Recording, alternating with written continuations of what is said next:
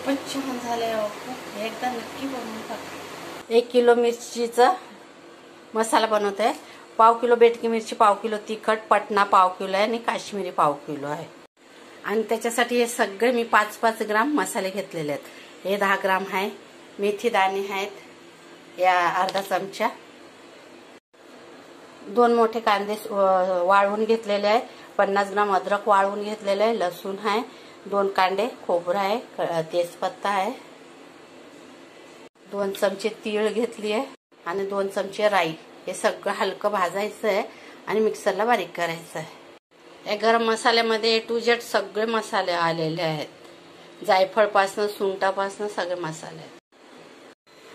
ह्या मोठ्या वस्तू आहेत त्या तेलात भाजून घ्यायच्या आहेत. हे पण बारीक करून घेतले. हिंग पण बारीक करून घेतला.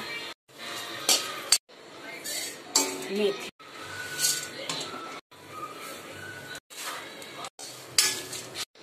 अद्रक, कांदा,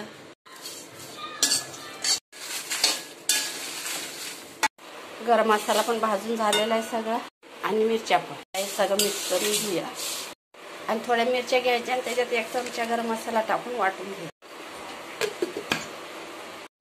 आणि आता ही चटणी बारीक झाली ना मग थोडा थोडा लसूण याच्यामध्ये टाकायचा आणि पुन्हा फिरवायचं. झाला, लसूण पण मिक्स झालेला आहे.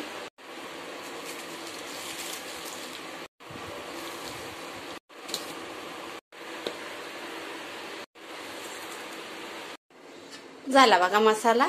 याला चाळणी मारायची गरज नाहीये. आता हा मिक्स करून घ्यायचा आहे आणि पुन्हा मिक्सरला चालू बंद करून हे मिक्स करून घ्यायचं आहे. हे बघा मस्त मिक्स करून घेतलेला आहे. एकदम बारीक झालेला आहे बघा. आता पुन्हा याला चालू बंद करून मिक्स करायचं आहे म्हणजे लसूण मसाले सगळे मिक्स होऊन जातील.